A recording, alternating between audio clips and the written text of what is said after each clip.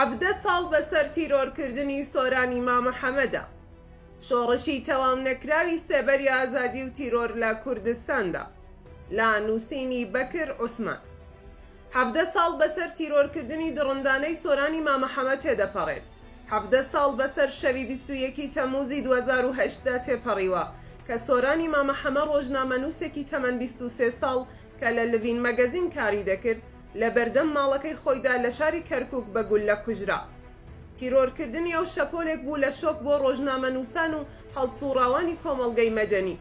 بوو بە مایەی نەفرەت و تووڕەیی و سەرکۆنەی فراوان و داوای لێکۆڵینەوەی ورد کرا.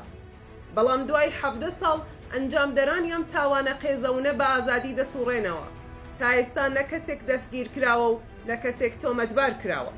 دوای حەفدە ساڵ هیچ دادگایەکی کوردستان دادپەروەری بۆ سۆران مامەحەمەد نەگێڕاوەتەوە. سۆرانی مامەحەمەد پەیامنێرێکی گەنج و جەسوور بوو.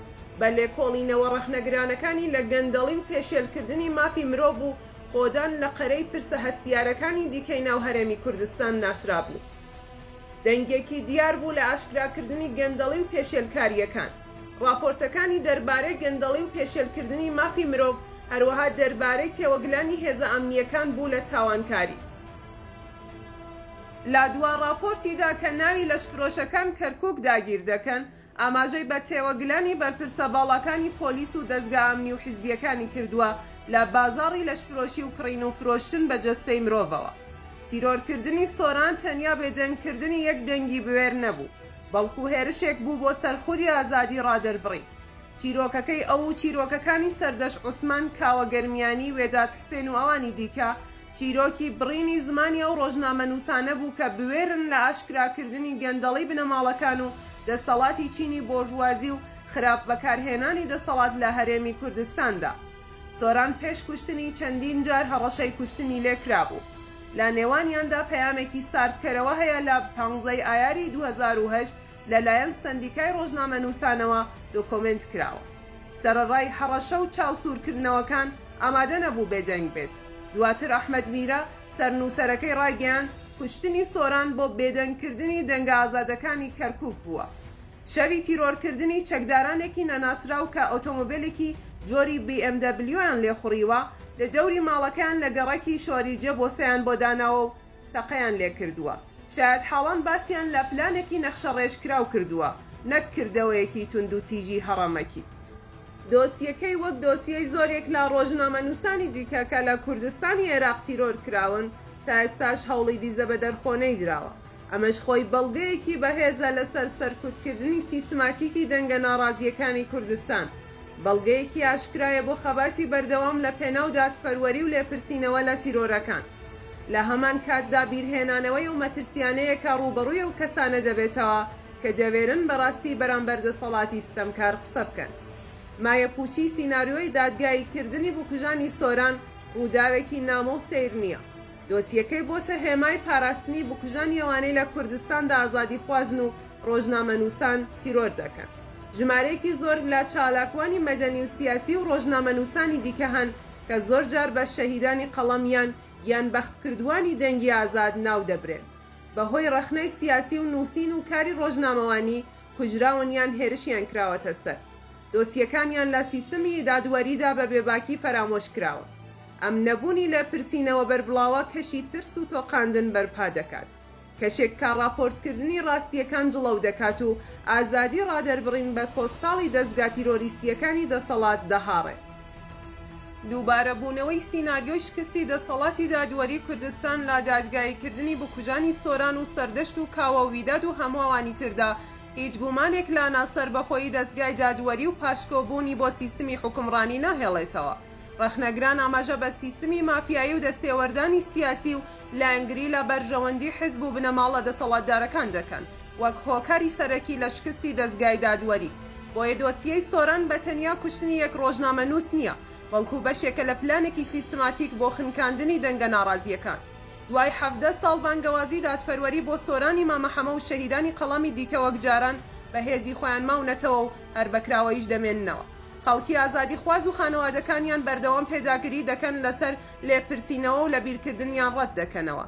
ئەم پێداگیریە وەکو خۆی دەمێنێتەوە تا بکوژەکانیان دەهێنرێنە بەردەم دادگایەکی دادپەروەرانە و لێپرسینەوە لە خۆیان و ئەوانەی لە پشتیانەوە ڕاوەستاون دەکردن بە دادپەروەری.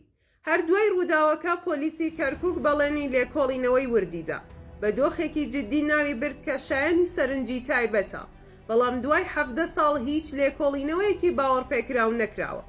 دەستوەردانی سیاسی، دانپێدانانی زۆرە ملێ و کەیسە داخراوەکان لە حاڵەتەکانی وەکو کوشتنی کاوەگەرمیانی و سەردەش عوسماندا کەسانێک کە وەکو تاوانبار و بکوژ نیشان دەدرێت دوور و نزیک پەیوەندیان بەو تاوانە و کوشتنی و ڕۆژنامە نووسانەوە نییە.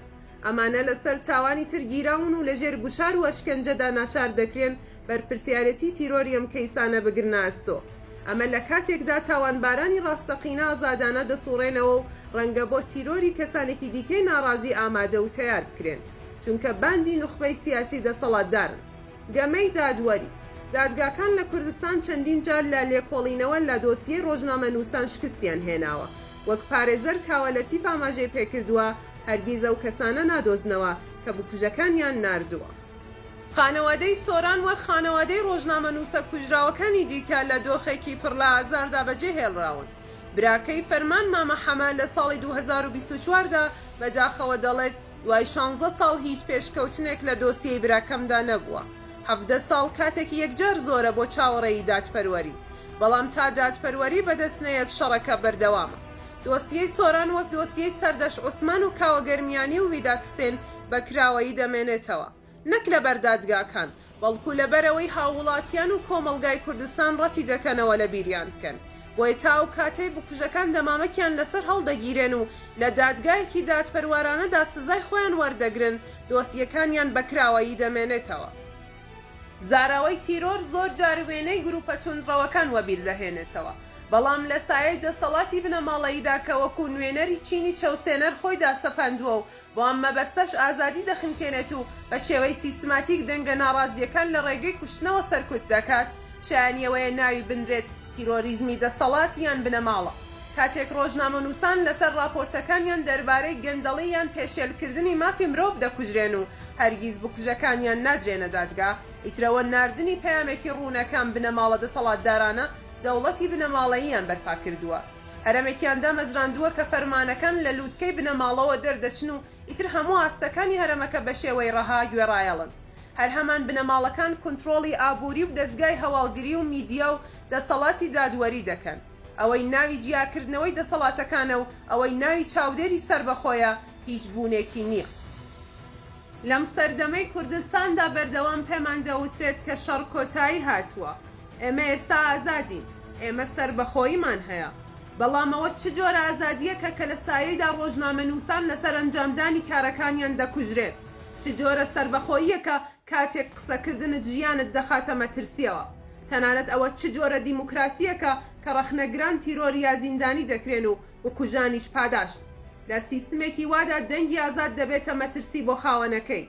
تیرۆرکردن وەک ئامراز و پێداویستیەکی حکمڕانی بەکاردێت. هەموو گەنجێک کە خەونی گۆڕانکاری دەبینێت دەبێت لێکۆڵینەوە لەوە بکات کە سۆران بوێریەوەی هەبوو بنووسێت. هەر چالاکوانێک کە بەدوای ئازادیدا دەگەڕێت دەبێت مەشخەڵی ورەی کاوە هەڵبگرێت. هەر ڕۆشنبیرێک کە ڕاستیەکان دەرهەق بە دەسەڵات باس بکات دەبێت قسەی کۆتایی سەردەشتی لەبیر بێت کە دەڵێت تا ئەو شوێنەی کە ماوی نەبێت قسە بکەین، لەو شوێنش کە تەمەنمان کۆتایی هات با هاوڕێکم خاڵێکم بۆ دابنێت و بێتە سەردێڕێکی نوێ و سەر لە نوێ دەست پێ بکاتەوە. مێژووی ئەم قۆناغەی کوردستان مێژووی خەباتێکی هەمەلایەنە و درێژخایەنە بۆ نەخشاندنی چارەنووس و ڕزگاری لە دەسەڵاتە ستەمکارەکان.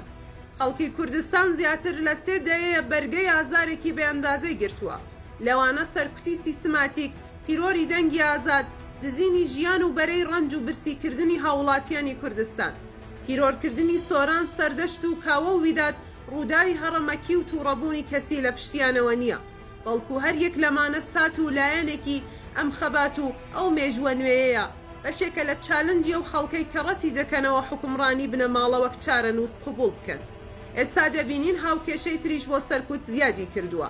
کردنەوەی دۆسیەی یاسایی ساختە و سیناریۆ داڕشتن بۆ چالاکوان و هەڵسوڕاوانی مەدەنی و سیاسی، وەک دۆسیەی زیندانی شێروانی و چالاکوانانی بادینان، لێدان و پەلاماردانی جستەیی و دەرونی، بە ئاشکرا و بە ڕۆژی ڕووناک و لەبەر چاوی خەڵک لەسەر شەقام بە شێوەی دڕندانە ئازار و ئەشکەنجەی چالاکوان و هەڵسوڕاوی مەدەنی و سیاسی دەدەن.